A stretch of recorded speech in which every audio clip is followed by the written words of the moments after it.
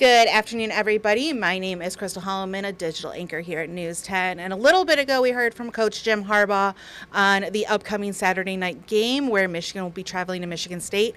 Now we are going to hear from Coach Harlon Barnett. He is taking the podium right now to speak with the media on the game that is going to be the first night kickoff between the two schools in their 116th meeting. The first night kickoff at Michigan State's campus at Spartan Stadium. So we're going to hear from Coach right now. Finishing. So that's our next step. We got to finish, and we're looking forward to doing that this weekend.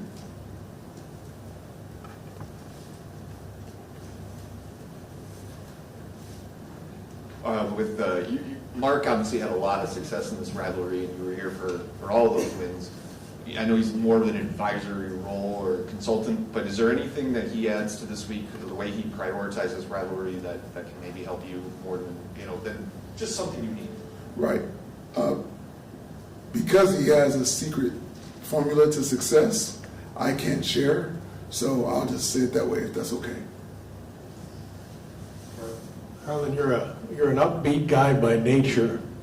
How hard has it been to stay that way? Because you have to be that way for your team, don't you? Absolutely, Fred. I'm not gonna lie. Saturday was a gut punch. That was a gut punch, like. But as a man, as a leader, you have to step up in those situations and try to just get understanding of what it's all about, the big picture, and then relay it to the young man. I told them, hey man, in life, adversity is going to hit, and that's when you find out who a person really is in the midst of adversity. And so I'm no different. So I have to step up and be the person I say that I am, and present that to them so they can have an example to possibly look to. Is it harder to bounce back from a game like that, or in a strange way, can it help you bounce back because they're so act off at the way they gave it away? That's a great question. I think it can work either way. We said the 24-hour rule, and sure enough, 24 hours, you gotta get rid of it and let it go. And so I think it's just mentally how you look at it and how you receive it and attack it. So for me personally, it's an attack mode. We lost 4 in a row, so now it's just attack mode. Just keep attacking. Eventually, it's going to turn, and so that's how I think.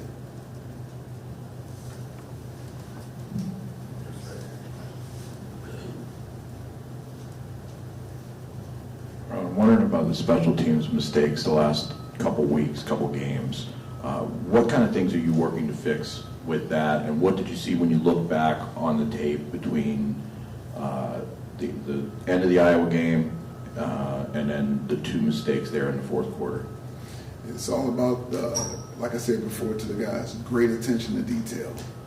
Things that have been covered, you can't, So I told our guys this, shout out to my father, rest his soul, but he used to have a bunch of sayings, right? A bunch of sayings. And one he used to say all the time, I remember from, I was a little guy, but he used to say, when the crowd starts hollering and the lights get hot, that's when I want to know if you can do it or not. And so crunch time, when the game is on the line, can you perform and do what you're supposed to do? Attention to detail, discipline, do your job. You don't have to do anything extra. Doing your job is making a play. And so when our guys get to that point, the offense, defense, and special teams, that's when we're going to be playing to the best of our potential. Late in games, trying to finish them out, and you just do it, just being disciplined. Because again, doing your job is making a play. Harlon, Michigan, obviously, good team so far this year. They haven't played a schedule that maybe lets people know exactly who they are. But I'm wondering what you see when you watch them and what sort of challenges they present compared to anybody else you face this year. They're very disciplined in what they do, offense, defense, and special teams. They play hard, and they have a good passing game as well as running game. They got a good balance, and they just do a good job. They do a good job of coaching those guys up and putting them in position to make plays. A good football team.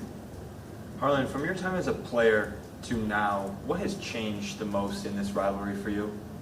What has changed the most? I don't know if much has changed. So as a player, didn't win as many as I would like to have won, but as a coach, have won more. So that's changed. The winning aspect from my personal perspective, if I can say that. Harlon, obviously, everybody remembers what happened after the game last year. I was wondering what you thought about where the team's at, and is that something you addressed going into this week with what happened and maybe keeping stuff on the field? That's it. We're focused on this year and just playing the game 11 on 11 on the football field, because that's all that matters. And that's where our focus is. 11 on 11 on the football field. You get plenty of chance to get out there and get after them and play hard, and all the other stuff, we're moving forward past that. Do you sense that this week has been different for your guys at all? Well, we just got back together today, this morning. So we had the practice, but already to say it, yes. It's only been, today, but yeah, they know what it is. They know what it's about, and the importance of this game to us here at Michigan State. I guess kind of in what ways has it been different? You mentioned, the 24-hour rule and turning the page quickly. Something like this, do you think it has helped them to move forward? Yes, I think so. Knowing that, hey, we got this team. But Coach D made this rivalry personal. He called it personal. He revived the rivalry with his actions. And it's always been personal to you. Do you have to sell it all on your players, or do you bank on it being personal to them too, if you know what I mean? I do know what you mean. So you go back to Coach Perlis. That's what I always go back to, because that was my head coach here, and how he talked about it and gave the history of it and all of that. So in today's world of transfer portal and all of that, and you're trying to get them to understand as well. You try to get them to understand, because you don't really know until you play in it. And so you might, even some guys, you're trying to, hey man, this is serious, this is big time. It's the best rivalry in football, in my opinion. And so you trying to tell them, but sometimes they just don't know until they play. I've heard many guys say, even if it was freshmen, in their first game against these guys, say, "Oh, I see what you mean now." So sometimes it don't matter. You can say all you want throughout the week. It's not until afterwards sometimes, or once they get in it, do they really understand what you've been trying to tell them. That leads to me to ask you when it became personal for you. Was it when you played in it? Absolutely. Coach Perlis, I blame Coach Perlis. I always say that.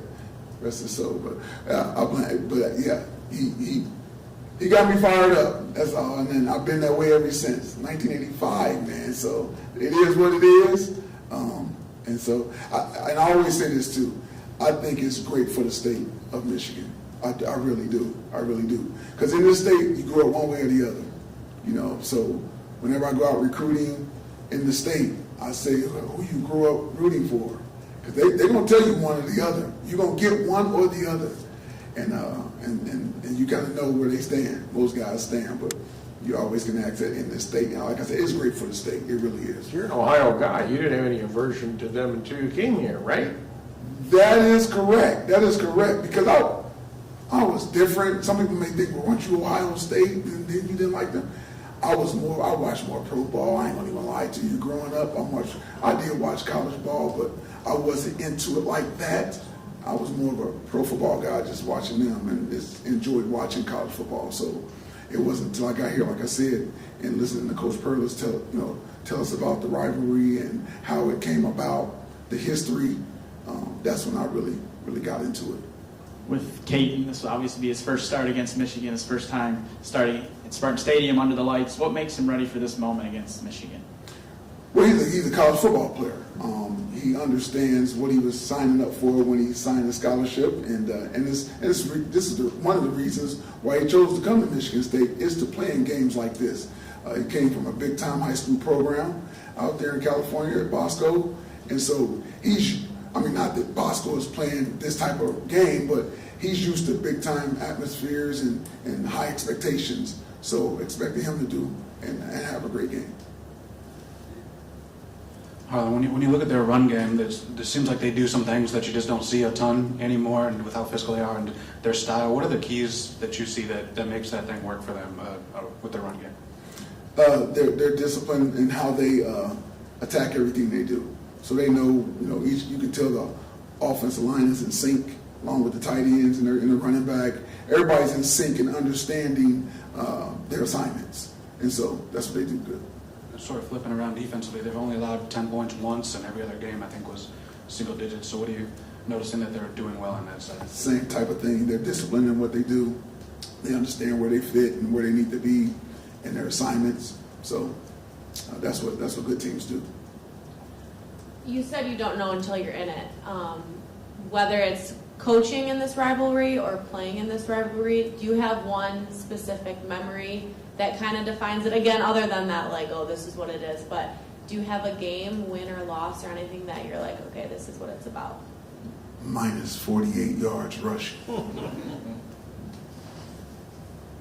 Simple. Thank you.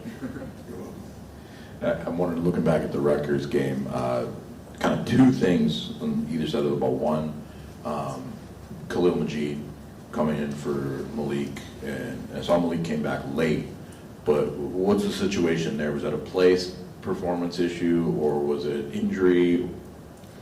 Malik got a little dinged up, but like you said, you saw him come back in, so he's good. He's ready to go, but it was more that he got a little dinged and make sure he was okay. And secondly, two receiver fumbles, the one play to Malik Carr that he had it stripped from him. With that, I mean, you mentioned the attention to details. How do you work with that with the receivers? And was with that play with Carr, was there a thought to challenge that? No, you clearly saw the guy made a good play. I was standing literally right there. I mean, it was kept boom, and he swatted it out. What we say hook and swat as defensive backs, and that boom, and he got it out. And I saw it. I saw it right there, then and there. But we got to continue. We've been talking about the turnovers and penalties and things like that, and the penalties were down this week. And we got to continue to work on getting the turnovers. We have to just secure the ball, the best we can. I even talked about, getting two hands on it some kind of way. As soon as you catch it and tuck it away quick and put two hands up there, no matter whatever you have to do to secure the ball. So we're working on it. Our offensive staff is a heck of a staff, and they're going to keep working on it and getting our guys to where they can hold on to the ball once they have it. Harlon, I was wondering about the backfield rotation. We saw more of Jalen on Saturday. He looked like he's getting healthier. Is he almost 100%? And I guess is Harold Joyner now just like the permanent third running back or third on the depth chart and more pass pro than after bouncing around all those positions? Yes, yes to that question on everything that you said. Jalen Berger, I thought looked really good out there on Saturday. He's from Jersey, so he probably had a little extra juice. But he looked good. I thought he looked good. Of course, Nathan Carter is a heck of a back, and being able to use Harold Joyner out there, he does a good job. He understands, had a nice little run. So that's a good complement of backs I think that we have right now, and they do a good job. Hey, Harlon, just going back to the Rutgers game, the players after the game, you've watched the film now, but the players after the game, I think all of them made a point that Rutgers played hard till the end. They didn't come out and say that maybe you guys didn't play as hard or you guys didn't play hard, but I'm curious what you saw, if you saw any give on your guys' part when things started going south there at the end. I'm not going to necessarily say give. It was the discipline thing I mentioned earlier. Just doing your job. Doing your job. Sometimes when things start going awry, guys will feel like, not only do I have to do my job, I got to do something else to go make a play. Again, doing your job is making a play. Being disciplined is making a play. And that's what we have to do. In some areas on the field, we have a lot of young guys, haven't been in real tight situations like that. So we're learning and growing at the same time. And hopefully we're getting these lessons as we go through them.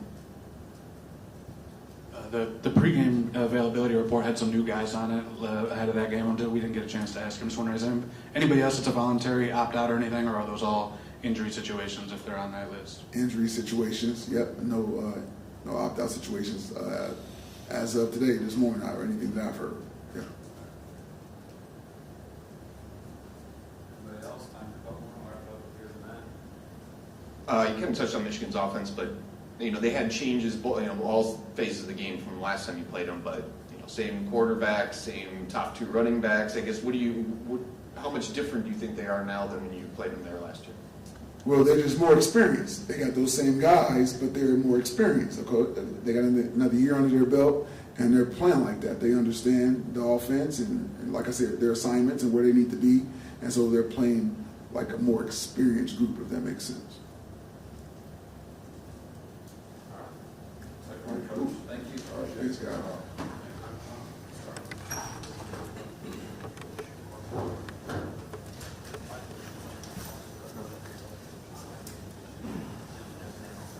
Okay, Chris, you want me to take the card, or are you going to upload? I'm gonna go back to the station and upload it.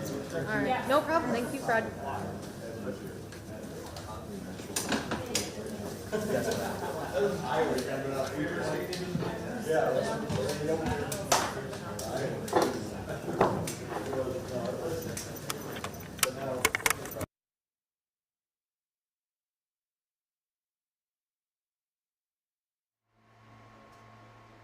All right, that was Michigan State interim head coach Harlon Barnett talking about the upcoming game against Michigan. Again, you can only see that right here on WILX. Saturday at 7:30 is the kickoff time. 2 teams coming off very different weekends. Michigan beat Indiana 52-7 at home in Ann Arbor, while Michigan State traveled to Rutgers and dropped a heartbreaker 24-27.